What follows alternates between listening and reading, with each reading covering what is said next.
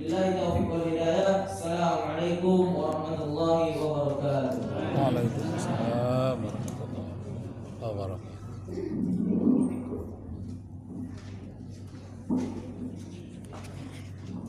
Terima kasih saya sampaikan kepada Haji. Baik, bagi saja kami akan menyampaikan solusi nama pada malam ini Prof. Ustaz Dr. Haji Muhammad Taufik Kemal. Semoga menemukan tema tentang makna Idul Fitri. Ustaz, kami persilakan dengan sekolah.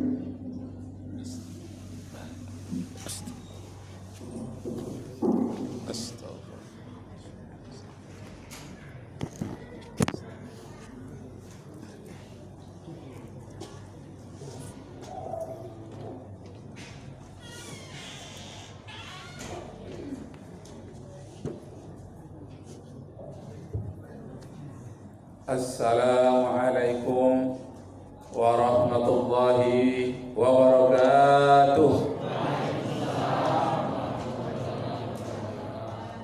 Syukur alhamdulillah kita persembahkan kehadirat Allah Subhanahu wa taala. Salawat dan salam kepada junjungan ala Nabi kita Muhammad sallallahu alaihi wasallam. Allahumma shalli ala sayyidina Muhammad wa ala ali sayyidina Muhammad. Kita terkejut tadi berita wafatnya Haji Zulkarnain ya, Tengku Zulkarnain, mantan Sekjen MUI Pusat Jakarta. Dia orang Bagan itu kalau nggak salah. Kemudian bapaknya orang Medan, Tengku, dan dia punya masjid di Medan juga di Bagan. Kemudian beliau itu lama tinggal di Jakarta. Beliau juga mantan dosen sastra Inggris di Medan, ya, USU ya, USU Medan. Kalau nggak salah umur beliau itu baru 55. Iya, sekitar itulah. Pernah berapa tahun yang lalu ketika ada satu pertemuan beliau mengatakan umurnya 52. Jadi sekitar 3 tahun yang lalu yang paling ya 55 umur beliau. Kakak beliau ada polisi di Bagan, sama dengan saya dari Bagan ke Pekanbaru ini. Nah, dialah kakaknya itu mantan poluan ya. Dia menceritakan tentang tidak ada lagi pornografi di situs-situs internet untuk Indonesia. Itu kalau tidak salah kejadiannya 3 tahun yang lalu. Jadi makanya saya perkirakan umur adiknya itu Haji Zulkarnain itu sekitar 55 tahun. Nah, Allah yang terhormat, ini memang akhir-akhir ini yang kelompok 121 itu pergi satu persatu meninggalkan kita. Iya. Mulai dari Syekh Jabir, ya, kemudian Haji Zulkarnain, sudah itu ada satu lagi yang di Medan itu, nampaknya, ya. Yang pertama memang Pak Arifin Ilham dulu pertama. Nah, jadi rupanya satu persatu pergi meninggalkan kita. Saya teringat hadis Nabi riwayat Bukhari Muslim mengatakan, Inna Allaha la yaqbidul ilma intisa'an yantazi'u al-ibadu walakin yaqbidul ilma biqabdil ulama hatta idza lam yabqi 'alimun ittakhadha an-nasu ru'usan juhalan fasu'ilu fa'aftau bighairi 'ilmin fadallu wa adallu. Nanti dekatnya akhir zaman itu, dunia sudah dekat kiamat, kata Rasulullah, Allah tidak mencabut ilmu pengetahuan agama secara tiba-tiba, tetapi Allah mencabutnya dengan mewafatkan orang-orang alim yang berani. Kalau yang mengecut tak masuk hitungan. Ya, Allah mulai mencabut ulama-ulama yang berani menyebutkan kebenaran dengan terus terang. Kebetulan yang berangkat itu orang yang berani semua, tegas. Nah, hatta izam lam yabqi alimun, sehingga pada waktu itu nanti sudah wafat orang-orang alim yang berani, tidak ada lagi orang-orang yang alim yang berani yang tinggal yang pengecut saja. Ittakhazan nasu ru'usaha juhalan. Pada waktu itu orang-orang yang jahil akan diangkat menjadi pemimpin masyarakat. Yang jahil tentang ilmu pengetahuan agama, mereka maju menjadi pemimpin masyarakat. Nah, fasuilu, lalu masyarakat bertanya kepada mereka, lalu fa'aftau bighairi ilmin, dia akan memberikan fatwa tidak berdasarkan ilmu pengetahuan agama. Dallu wa adallu, dia sendiri sesat dan menyesatkan kepada orang lain. Nah, jadi pada minta hormat, Allah mulai mencabut, mewafatkan orang-orang alim yang berani itu satu persatu. Cuma doa kita seperti doa Pak Imam itu, hendaknya muncullah ya Pak Imam, generasi muda yang menggantikan beliau supaya patah tumbuh hilang berganti. Jadi ada terus menerus generasi demi generasi yang melanjutkan perjuangan beliau. Jadi Haji Zulkarnain itu orang Riau, orang Pagan, cuma pernah tinggal di Medan, lama juga tinggal di Jakarta. Nah, cuma saya menyangka dia orang Jakarta saja dengan Medan. Rupanya tidak, orang Pagan.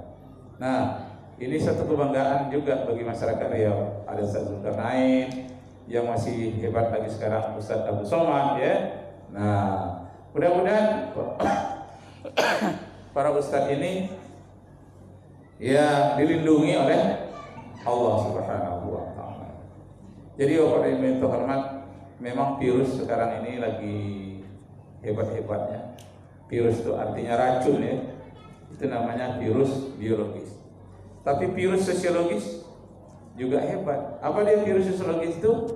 Yang pertama adalah memusuhi atau memfitnah orang-orang alim ulama. Yang kedua, virusnya memisahkan antara agama dengan negara. Dia pisahkan supaya mudah dijajah.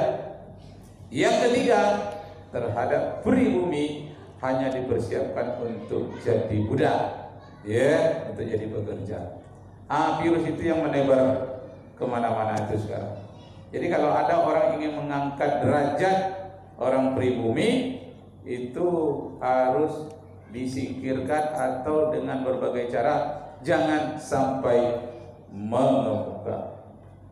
Apalagi di Undang-Undang Dasar 1945 pasal 6-nya itu sudah dihapus kata-kata pribumi. Dulu sebelum diamandemen, Presiden dan Wakil Presiden Republik Indonesia haruslah pribumi asli Indonesia dan beragama Islam. Nah, dulu setelah itu diamandemen, bunyinya Presiden dan Wakil Presiden Republik Indonesia haruslah warga negara Indonesia.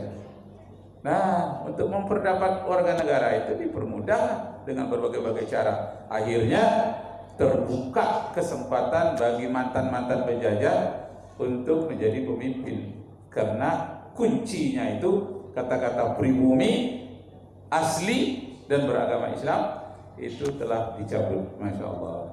Jadi perjuangan kita itu berat kepada mental, baik perjuangan secara konstitusi, perjuangan secara legislatif, perjuangan syiar menegakkan kalimatullah di muka bumi ini, dan penyebaran virus-virus sosiologis yang begitu banyaknya. Karena itu kita umat Islam harus memperkuat iman kita, mempertinggi ilmu kita, dan memperkuat siasat ya, siasat.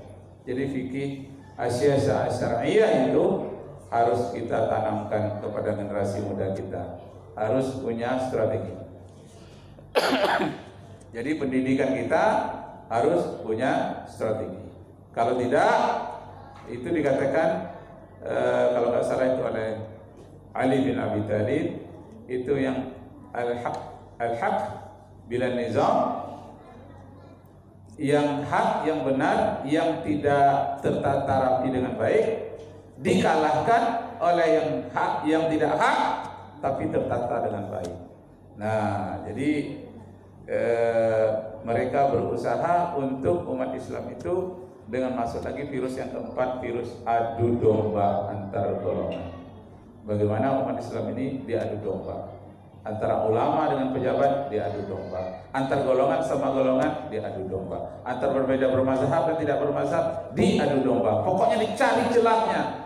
Tak ubahnya seperti zaman Belanda yang disebut dengan divide et impera. Dipecah belah lalu dikuasai, dipecah belah lalu dikuasai. Nah, inilah kita hindari. Jadi sejenak kita mengingat almarhum itu ya. Di mana dia? Pak, rumah sakit mana? Masa kita berani ya? Di mana? Oh, sama di sini ya. Berarti mau disolatkan di Masjid Agung tidak? Oh, kena Covid ini? Oh, beliau kena Covid? Oh, justru tidak boleh. Ya, tak boleh kita mendekat ke sana itu. Keluarganya saja pun tidak boleh didekati. Itu harus diisolasi kalau Covid. Masyaallah. Ya, macam-macam, Masya Allah. Semoga kepergian beliau itu disambut oleh para malaikat dan diletakkan oleh Allah di tempat yang terbaik di sisinya. Amin. Nah, terakhir Bapak Ibu yang terhormat, tidak boleh panjang-panjang. Tadi sudah Ustadz yang dari mana? Baik umum ya, adik ya. Berapa umurnya? 16. Wah, bagus sekali. Jadi bagusnya di pesantren madrasah itu latihan dakwah. Muhadharah namanya ya. Ada muhadharah. Nah, saya di pesantren dulu muhadharah memotivasi saya untuk senantiasa berpidato sebaik-baiknya. Sampai masuk saya ke IAIN tahun 80, ikut lomba pidato antar 3 fakultas. Waktu itu di IAIN dapat juara 1. Sudah itu antar pemuda seprovinsi Riau dapat lagi juara 1. Akhirnya saya naik pesawat ke Jakarta untuk pertama kalinya tahun 83 gara-gara ceramah, gara-gara pidato ya. Waktu itu Imam Munandar di Riau ini apanya? Gubernurnya ya. Waktu itu umur saya 23 tahun. Nah, itu kenangan yang baik. Jadi ini adik ini calon pengganti Zulkarnain. Pakaiannya udah sama ini ya. Pengganti ya, pengganti dalam bidang ilmu. Iya. Bukan pengganti sebagai suami dari istrinya, tidak ya. Pengganti dalam bidang ilmu. Ya, mudah-mudahan. Nah, oleh pertama terakhir saya ingin membacakan hadis dari Nabi Sallallahu Alaihi Wasallam yang menyatakan sayati 'alan nasi zamanun, akan datang suatu masa nanti kepada umat manusia, la yubalul mar'i aina akhadha maluhu aminal halal aminal haram. Nah, ini tantangan kita. Suatu saat nanti manusia tidak peduli lagi dari mana dia mendapatkan hartanya, apakah dari jalan halal yang atau jalan yang haram. Siapa yang berani menyebutkan yang halal yang haram itu? Ya ulama yang berani.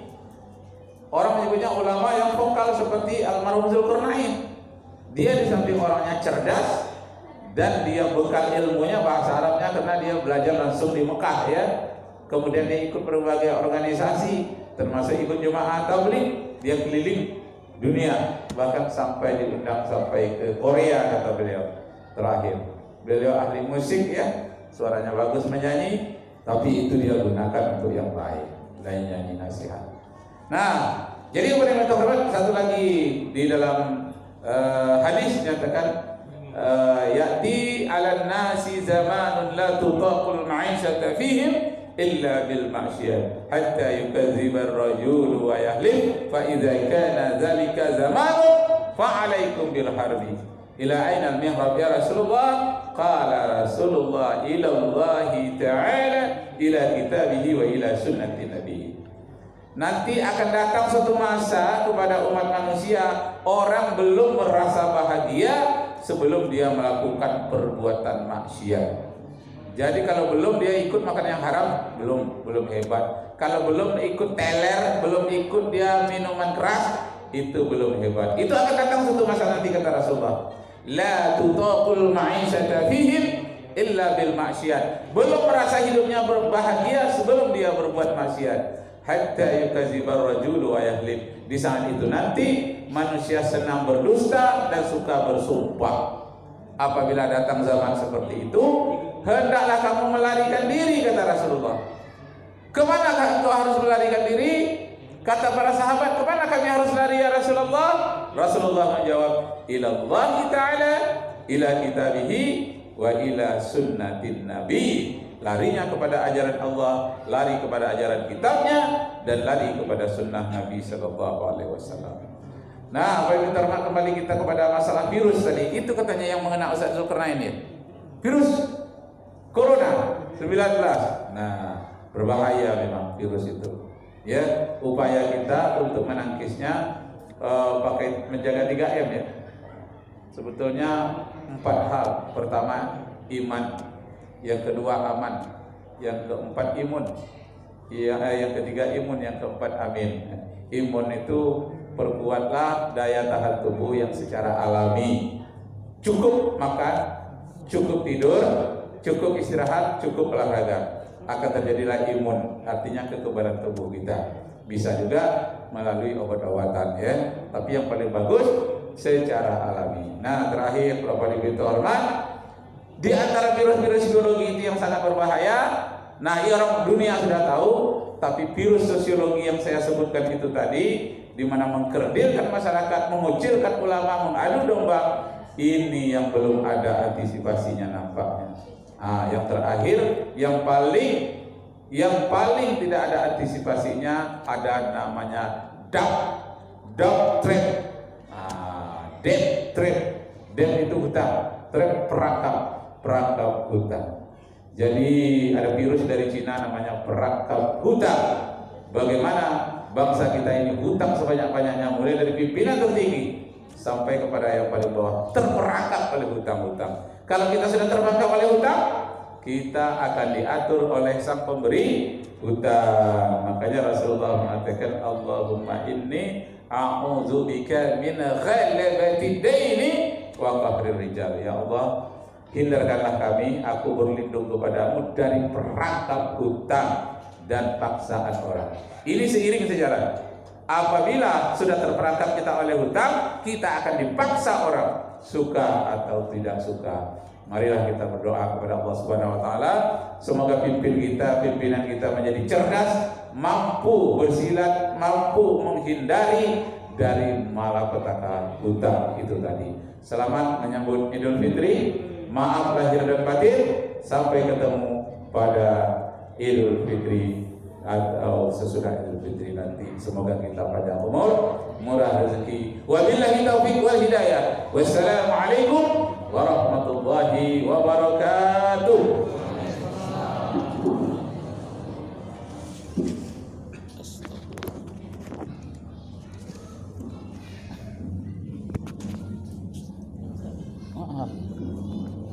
Terima kasih Ustaz